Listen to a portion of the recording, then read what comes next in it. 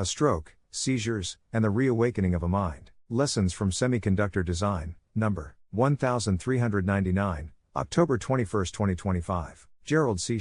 EclaireMD Foundation. Category, Methodology. Mission Statement. I write these medical papers not for fame or recognition, since I have already lived a long and successful life, though not always a healthy one. My purpose now is to share what I have learned about health, disease, and medicine, so that others can better understand their own conditions, prevent illness, and live longer, healthier lives. Preface. This early morning, since 5 a.m., I have been waiting for my left eye cataract surgery, scheduled around 8 a.m. at the Stanford Eye Center. During this quiet waiting time, I reflected on the knowledge domain connection between my 12 years of semiconductor chips, AI-based transistor placement and wire routing architectural background, and my recent 16 years of biomedical research work, especially my post-stroke recovery through neuroplasticity. The analogy is both beautiful and powerful. It parallels the concept of neuroplasticity on both conceptual and engineering levels, the AI optimization, algorithms used for placement and routing of millions of circuit elements, transistors and connecting wires.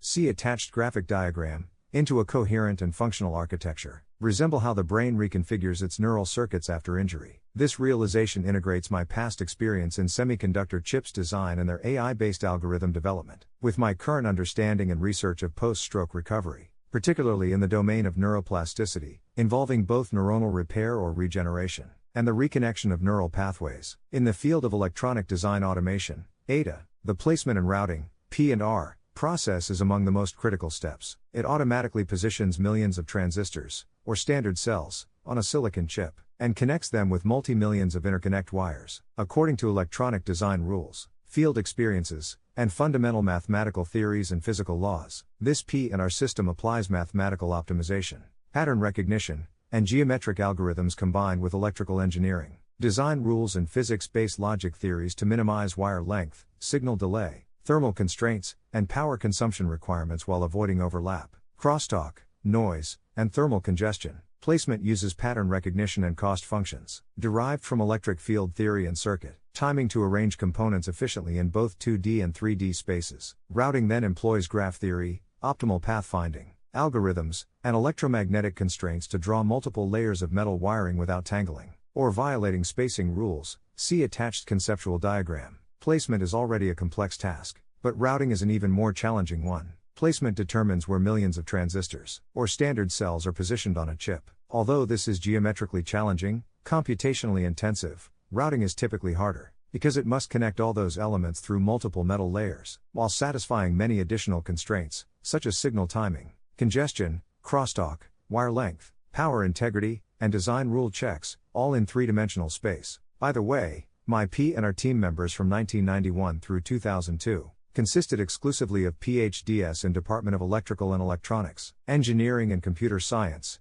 EECS, from 5 of the world's top universities, MIT, UC Berkeley, Stanford, Caltech, and Carnegie Mellon University. Together, these steps form an AI-driven, rule-based optimization process that ensures every transistor is properly interconnected through wires to achieve the chip's intended mission, logical integrity, and performance requirements with nanometer-level precision. I have found that the ADA P&R process is highly similar to mechanisms in brain neuroscience, including both the anatomical structure of the brain and the neuroplasticity-driven self-repair process. Introduction. When I experienced a hemorrhagic stroke on June 21, 2025, the bleeding was localized near the pontine area of my brain, a region primarily responsible for motor coordination, autonomic control, and alertness, such as regulating breathing, heart rate, eye movement, and postural balance. Anatomically, this site has little direct involvement with memory or higher cognitive systems. Yet, following the stroke and several post-stroke seizures, I noticed a curious duality in my mental recovery, a preservation of deep intellectual structures with noticeable improvement in my overall cognition, contrasted by a loss of certain everyday contextual details. On one hand, my academic and research memory, my internal learner, and stored library of mathematics, physics, computer science, engineering, data science, and biomarker analytics, has remained vivid and intact. I can still recall deep concepts, difficult equations, complex patterns, and various data trends, visualize multi-dimensional biomarker distributions, and even retrieve subjects I studied more than half a century ago, such as topology, 58 years ago, and stochastic processes, 48 years ago. Even more remarkably, Over the past 3 months, I have begun applying these once learned and then archived mathematical tools, unused for decades, to my current medical research, as if old files in my drawer. My mind had been re-indexed and newly integrated into a living, evolving project of scientific exploration. On the other hand, I found myself forgetting certain simple, everyday information, such as some old friends' names, neighborhood street names, frequently visited restaurant locations, and certain familiar routes. The most recent example was forgetting my eye doctor's pre-operation instruction to fast, before my cataract surgery, which required anesthesia. This selective dissociation between deep conceptual and pattern-based academic memory versus superficial, routine, daily memory became a puzzle in itself. I began thinking more deeply about this contrast, drawing comparisons between my newly learned neuroscience and my past engineering work experience. The neural explanation. From a neurological perspective, long-term, academic and procedural knowledge is deeply embedded within distributed cortical networks. Interconnected groups of neurons across different regions of the brain's cortex that work together to process information, support memory, perception, movement, and higher cognitive functions. This type of information is stable, redundant, and reinforced through decades of use. Once integrated across multiple association areas, such knowledge becomes highly resilient to localized damage. In contrast, episodic and spatial memories depend heavily on the hippocampus and its connected medial temporal circuits, which form the brain's core memory system, responsible for creating, organizing, and retrieving new memories while linking them to emotions and context. These regions are far more sensitive to disruption from seizures or metabolic stress. These statements accurately reflect the current neuroscience consensus and align with findings from researchers such as Scoville and Milner, 1957, Squire, 1992, and Kolb and Wishaw, 1998, as listed in the appendix. Although my pontine hemorrhage was not in a memory-critical area, the post-stroke seizures likely caused temporary instability or disconnection in those hippocampal networks. This would explain why conceptual reasoning, mathematical abstraction, and pattern recognition, all functions of wide cortical collaboration, survived intact, while episodic, spatial, and contextual recall were more vulnerable. Neuroplasticity and reconnection. Before my medical research work began in 2010, I spent 12 years in semiconductor integrated circuit (IC) design, focusing primarily on place and route algorithms and their implementation. This P&R technology contributed more than 60% of my NASDAQ-listed company's total annual revenue, and continues to serve as the core engine behind today's commercial AI, application software and tools. This AI-driven design process involves placing millions of transistors, meatballs, on a silicon chip and connecting them through multi-millions of signal and power wires, spaghettis. Each transistor's position and its connecting paths must satisfy mathematical geometry, physical laws, and electronic engineering design constraints. The ultimate goal of P&R design is to achieve optimal functionality and meet manufacturing cost limits within physical, topological, and financial boundaries. This process closely parallels my medical research, using the VMT and TDA models. Both require a delicate balance and orchestration among mathematical logic, physical energy, and massive information flow for the ultimate purpose of health and longevity. In retrospect, I now recognize a profound analogy between my past high-tech engineering work and the way my brain has been rebuilding itself through post-stroke neuroplasticity. After the stroke and seizure-induced disruption, my damaged neural circuits entered their own rerouting phase. Dead neurons must be cleared to allow the birth of new ones. Damaged pathways became blocked networks, and the brain's self-organizing algorithms began to remap functional routes, forming new synaptic wires and reassigning nodes, neurons, to recover and even enhance lost functionality. My noticeable cognitive improvement arises from this neuroplasticity.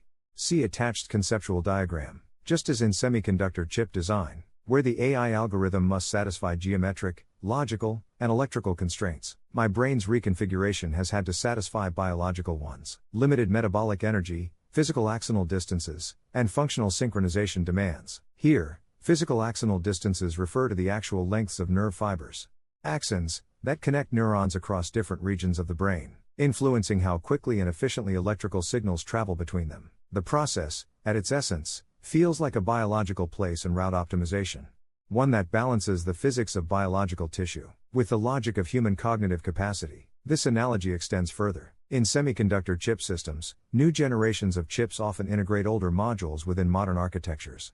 Legacy components reborn inside new design frameworks. Similarly, my post-stroke brain appears to have reactivated dormant cognitive modules, inactive or underused neural circuits capable of being repurposed to restore lost functions or enable new learning after injury or aging. These once silent capacities, such as my long-forgotten knowledge of topology methods and stochastic modeling from 5 to 6 decades ago, now seem integrated into the living architecture of my present-day medical research in 2025. The result is not merely recovery, but reinvention through structural and functional reorganization. Bridging disciplines, from math to mind. My background in applied mathematics, computer science, physics, and various branches of engineering has always led me to think in terms of systems, models, and algorithms, a macro-level perspective, built upon micro-level and detailed knowledge across multiple scientific fields. As I now explore neuroscience, I recognize a shared language between engineering systems and biological intelligence. Both are adaptive frameworks governed by the same underlying principles of optimization, constraint, and feedback. In AI, we speak of large databases,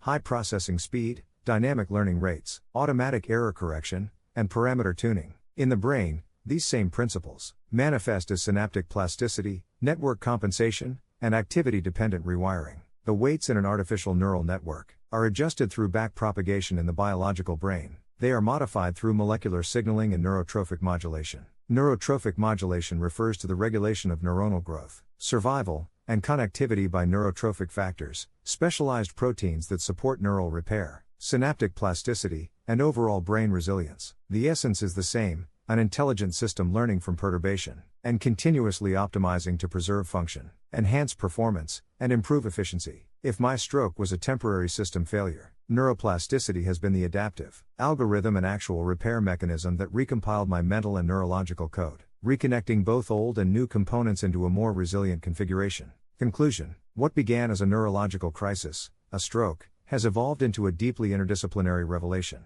connected to my lifelong passion for medical research. My brain, through its own biological place and route algorithm, has reorganized itself by integrating knowledge from distant decades, topology methods, stochastic modeling, and various engineering logic, into a renewed cognitive structure, supporting my continuing journey in scientific discovery. This experience has taught me that neuroplasticity is not merely about regaining what was lost, it is about constructing a new architecture. From existing neural capabilities and available circuits, it is a process that blends the precision of engineering and science with the adaptability of biology and neuroscience. My stroke did not erase my knowledge, it recompiled it, optimizing my cognitive network for a new phase of learning, creativity, and exploration. This article bridges brain neuroscience and semiconductor engineering in a unique way that few, if any, have ever done. I personally believe that the analogy between AI-driven place and route algorithms and biomedical neuroplasticity is intellectually deep, emotionally grounded, and scientifically credible. It demonstrates how my lifelong expertise in mathematics, physics, and engineering has provided me with a distinctive framework to interpret my post-stroke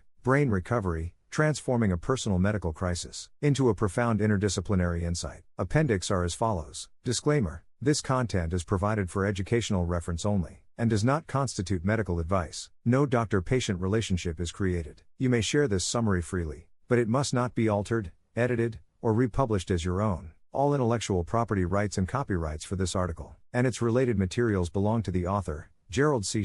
Illustration of graphic diagram. Left side, semiconductor place and route. The diagram shows blue squares, representing transistors or standard cells, connected by colored lines, representing wires or interconnects, in various directions: green, orange, red, blue. This depicts the process of positioning and routing millions of components on a silicon chip, optimized using AI algorithms to meet design constraints like signal, timing, and power efficiency. Right side, neural network reorganization. The diagram features a network of black dots, representing neurons, connected by lines, representing neural pathways. This illustrates how the brain reorganizes its neural circuits through neuroplasticity after injury, such as a stroke, to repair or rewire connections. The side-by-side comparison highlights the parallel between the engineered optimization in semiconductor design and the biological self-repair process in the brain, as described in the article.